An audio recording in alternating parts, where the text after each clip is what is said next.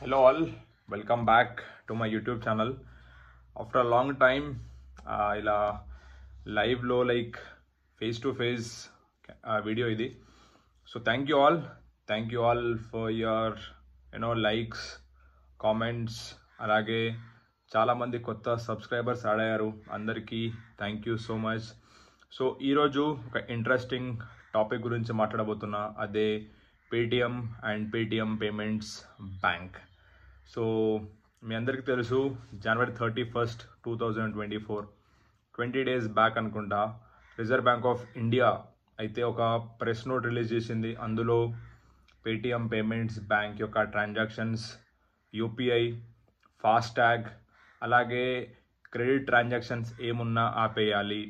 అలాగే Paytm payments bank use చేస్తున్న customers వాళ్ళ యొక్క అకౌంట్స్ని, అందులో ఉన్న అమౌంట్ని అయితే Feb 29 వరకు విత్డ్రా చేసుకోవాలి అనే డెడ్ లైన్ అయితే ఇచ్చింది. సో దీనికి అసలు రీజన్ ఏంటి? పేటిఎం చాలా పెద్ద సంస్థ, వన్ ఆఫ్ ద సక్సెస్ఫుల్ మనకి పేటిఎం ఇండియాలో స్టార్టప్స్లో. సో ఈరోజు పేటిఎం యొక్క హిస్టరీ అండ్ పేటిఎం పేమెంట్స్ బ్యాంక్ని ఎందుకు ఆర్బీఐ ఆపేయాల్సి వచ్చింది, ఇవన్నీ కూడా ఈ వీడియోలో డిస్కస్ చేద్దాము. సో మీరు ఎవరైనా నా వీడియోని ఫస్ట్ టైం వాచ్ చేస్తున్నట్టు అయితే మీకు వీడియో నచ్చితే లైక్ కొట్టండి, ఇన్ఫర్మేటివ్ అనిపిస్తే షేర్ చేయండి, అలాగే పక్కన ఉన్న బెల్ ఐకాన్ క్లిక్ చేయండి, సో దట్ మీకు అప్డేట్స్ ఇన్ టైం వచ్చేస్తాయి. సో ఈరోజు is this the end of Paytm? అంటే ఇది ఇక్కడితో పేటిఎం ముగియనుందా? ఒక పాయింట్. అలాగే అసలు పేటిఎం ఎప్పుడు స్టార్ట్ అయింది, అసలు పేటిఎంకి ఇంత ప్రాబ్లం ఎందుకు వచ్చింది, ఇవన్నీ తెలుసుకుందాము. సో పేటిఎం మనం దీన్ని ఏమంటాము అంటే పే త్రూ మొబైల్. సో ఇది మనకి 2010లో స్టార్ట్ అయింది. దీన్ని స్టార్ట్ చేసింది Vijay Shekhar Sharma under 197 communications. And ఇది ప్యూర్గా digital payments and financial services కోసం మాత్రమే పేటిఎం ఇనిషియల్గా స్టార్ట్ అయింది. సో పేటిఎం స్టార్టింగ్లో ఓన్లీ మొబైల్ రీఛార్జెస్ మాత్రమే చేస్తుండే. సో మొబైల్ పేమెంట్ ద్వారా, క్యూఆర్ కోడ్స్ ద్వారా మనందరికీ సుపరిచితం పేటిఎం. సో ఇలా మెల్లిమెల్లిగా పేటిఎం రీఛార్జ్ నుంచి బిల్ పేమెంట్స్, అలాగే మనీ ట్రాన్స్ఫర్స్ వరకు దీని యొక్క సర్వీసెస్ పెరిగిపోయినాయి. అలాగే దాని తర్వాత మనకి ట్రైన్ టికెట్స్ బుకింగ్కి, అలాగే గ్యాస్ బిల్స్ కోసం మనం పేటిఎంని యూజ్ చేయడం స్టార్ట్ చేసినాం. అండ్ పేటిఎం అన్నిటికంటే చాలా ఫాస్ట్ ఉంటుండే, అందుకే పేటిఎం చాలా ఫాస్ట్గా జనాల్లోకి వెళ్ళిపోయింది. సో అలాగే ఫాస్ట్గా వెళ్ళిపోయిన పేటిఎం కొన్ని మిస్టేక్స్ కూడా చేసింది. సో అవి కూడా మనం తెలుసుకుందాము.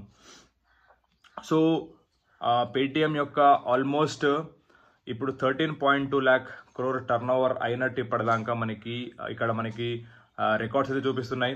సో పేటిఎం ఆగస్ట్ 2010లో ఇనీషియల్గా స్టార్ట్ అయింది. విజయ్ శేఖర్ శర్మ దీన్ని ఫౌండర్. దీన్ని నోయిడా, ఢిల్లీలో స్టార్ట్ చేసినారు. అండ్ ఇదొక డిటిహెచ్ రీఛార్జ్ ప్లాట్ఫామ్. అండ్ తర్వాత దీనికి debit card, post paid mobile, అలాగే ల్యాండ్ లైన్ బిల్ పేమెంట్స్కి యూజ్ చేస్తుండే పేటిఎంని. సో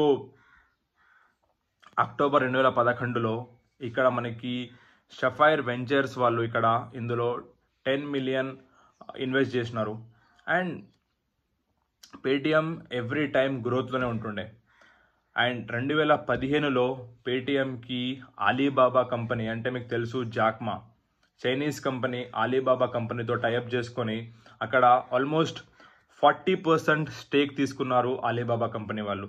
సో ఇది ఒక రీజన్ అని చెప్పాలి పేటిఎం డౌన్ఫాల్లో. సో ఒక చైనీస్ లింక్ ద్వారా, ఒక చైనీస్ కంపెనీ ద్వారా టైఅప్ చేసుకోవడం వల్ల ఇందులో చాలా వరకు షేర్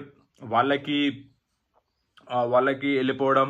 సో దీంతో పేటిఎం మెల్లిమెల్లిగా వాటి యొక్క ఉనికి కోల్పోయింది. అలాగే విజయ్ శేఖర్ శర్మ ఈ కంపెనీ స్టార్ట్ చేసిన పర్సన్ తన అరెగెన్స్ బిహేవియర్తోని ఆయన ఎట్లా అంటే ఈ యొక్క పేటిఎం వరల్డ్స్ బిగ్గెస్ట్ నెట్వర్క్గా మారబోతుంది, నాకెవరు ఎదురులేరు అనే ఒక అరెగెన్స్ కూడా విజయ్ శేఖర్ శర్మలో మనం చూసినాము. అలాగే పేటిఎం 2017లో India's first payment app to cross over 10 crore app downloads. And అదే ఇయర్లో పేటిఎం గోల్డ్ని లాంచ్ చేసింది. సో ఇలా పేటిఎం ఎవ్రీ టైం గ్రోత్లోనే వెళ్తా వచ్చింది. సో అసలు ప్రాబ్లం ఎక్కడ వచ్చింది? Paytm payments bank. So Paytm మెల్లిమెల్లిగా పేటిఎం వ్యాలెట్తో పాటు పేటిఎం పేమెంట్స్ బ్యాంక్ కూడా లాంచ్ చేసింది. అది 2015లో. కానీ ఇది అఫీషియల్లీ 2017 నుంచి దీని యొక్క సర్వీసెస్ స్టార్ట్ అయినాయి. అండ్ స్టార్ట్ అయిన 6 monthsలోనే ఆర్బీఐ పేటిఎంకి చాలా పెద్ద అప్డేట్ అయితే ఇచ్చింది. కొన్ని మిస్టేక్స్ అవుతున్నాయి, మీరు గైడ్లైన్స్ ఫాలో అవ్వట్లేరు అని చెప్పేసి పేటిఎం పేమెంట్స్ బ్యాంక్కి ఆర్బీఐ నుంచి ఫస్ట్ వార్నింగ్ వచ్చింది. ఇది ఎక్కడ అంటే ఆన్బోర్డ్ చేయడం, అంటే కస్టమర్స్ని ఆన్బోర్డ్ చేయడంలో కేవైసీ దగ్గర చాలా ఇష్యూస్ వస్తుండే అని చెప్పి పేటిఎం మీద కంప్లైంట్స్ ఉన్నాయి రిజర్వ్ బ్యాంక్ ఆఫ్ ఇండియా నుంచి. సో అప్పుడు కూడా వాళ్ళు పట్టించుకోలేదు. దాని తర్వాత లేటర్ ఆన్ చాలా పెద్ద బ్యాంక్గా మారింది పేటిఎం పేమెంట్స్ బ్యాంక్. సో ఇక్కడ కేవైసీ ప్రాపర్ లేకపోవడం వల్ల ఒక్కొక్క పర్సన్ పాన్ కార్డ్ మీద హండ్రెడ్స్ ఆఫ్ అకౌంట్స్ ఓపెన్ చేసి ఉండడం. సో ఇలా ఇది ఆర్బీఐ రూల్స్కి అగెనిస్ట్గా ఉండడం వల్ల పేటిఎం పేమెంట్స్ బ్యాంక్కి ₹1 కోటి జరిమానా కూడా విధించింది 2020లో. అలాగే 2022లో 5 కోట్ల జరిమానా కూడా విధించింది Paytm payments bank reserve bank of India. So ఇలా ఎన్నిసార్లు చెప్తూ వెళ్తున్నా కానీ పేటిఎం పేమెంట్స్ బ్యాంక్ మిస్టేక్స్ మీద మిస్టేక్స్ చేయడం స్టార్ట్ చేసింది. సో ఇది ఒక బిగ్గెస్ట్ రీజన్గా ఇప్పుడు చాలామంది భావిస్తున్నారు that reserve bank of India Paytm payments బ్యాంక్ని రద్దు చేయడానికి కారణం కూడా వాళ్ళ యొక్క ప్రాపర్ కేవైసీ లేకపోవడం, ప్రాపర్ గైడ్లైన్స్ లేకపోవడం. సో ఇక్కడ 34 crores పీపుల్ పేటిఎం పేమెంట్స్ బ్యాంక్లో వాళ్ళ అకౌంట్ క్రియేట్ చేసుకుంటే ఆల్మోస్ట్ 30 కోట్ల మందికి ప్రాపర్ కేవైసీ చేయకపోవడం, అట్లాగే వాళ్ళు ఆన్బోర్డింగ్ చాలా ఇష్యూ ఉండడం వల్ల ఆర్బీఐ ఇది ఒక పెద్ద రీజన్గా ఇప్పుడు పేటిఎం పేమెంట్స్ బ్యాంక్ యొక్క ట్రాన్సాక్షన్ నిలిపివేసింది. సో దీని మీద మీ యొక్క ఒపీనియన్ ఏంటో మీరు ఇక్కడ కామెంట్ చేయొచ్చు. అలాగే మీకు తెలుసు ఇయర్ 2016లో అనుకుంటా మనకి డిమానిటైజేషన్ అయింది. డిమానిటైజేషన్ అయినప్పుడు ఎక్కువగా హ్యాపీ అయిన కంపెనీ పేటిఎం. అండ్ మీ అందరికీ తెలుసు అదే టైంలో పేటిఎం క్యూఆర్ కోడ్ లాంచ్ చేసింది. క్యూఆర్ కోడ్తో పాటు Paytm payments debit card, credit card through కూడా మనం ట్రాన్స్ఫర్ చేస్తుండే. అలాగే ఆ టైంలో పేటిఎం ఆల్మోస్ట్ 10,000 మంది మర్చెంట్స్ని హైర్ చేసుకొని ప్రతి ప్లేస్లో వాళ్ళ యొక్క పేటిఎంని ప్రమోట్ చేసింది. పేటిఎంని ఈరోజు మనం చూసుకుంటే ప్రతి మర్చెంట్ షాప్లో మనకి పేటిఎం క్యూఆర్ కోడ్ ఉంటుంది, అలాగే మనకి పేటిఎం స్కాన్స్ ఉంటాయి. సో ఇలా ప్రతి చోట్ల పేటిఎం చాలా ఫాస్ట్గా వెళ్ళింది. అంతే ఫాస్ట్గా పేటిఎం మిస్టేక్స్ కూడా చేసింది in the form of Paytm payments bank.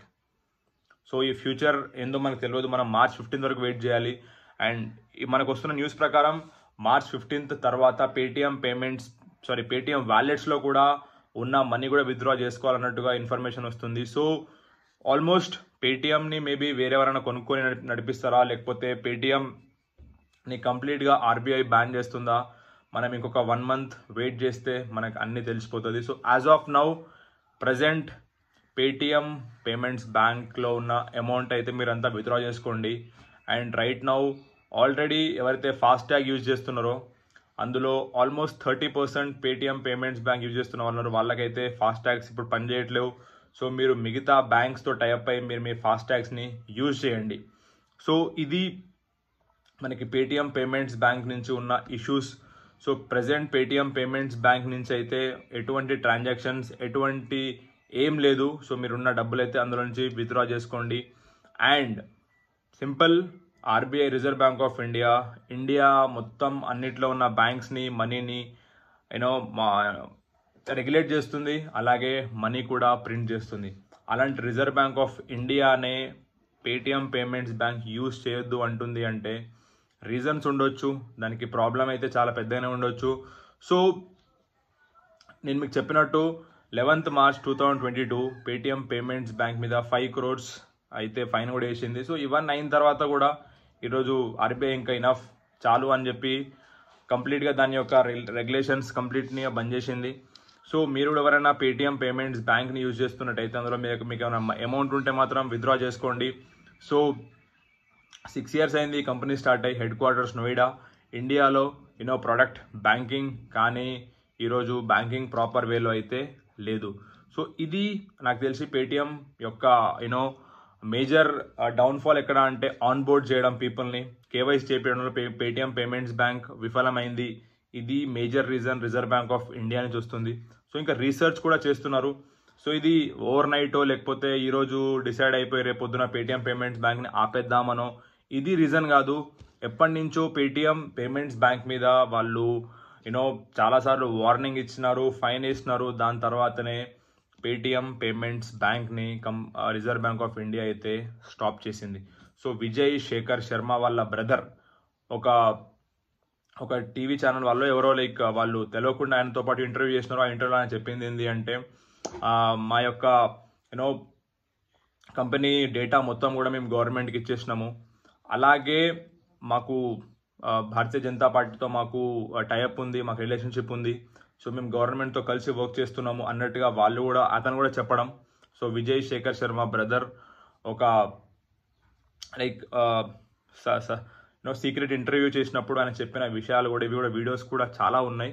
So ఇది Paytm one of the most popular payments app ఇండియాలో. అట్లాంటి పెద్ద సంస్థ ఈరోజు వాళ్ళు 2021లో ఒక ఐపీఓ తీసుకొచ్చినారు, పేటిఎం ఐపీఓ. అది డిజాస్టర్ అయింది.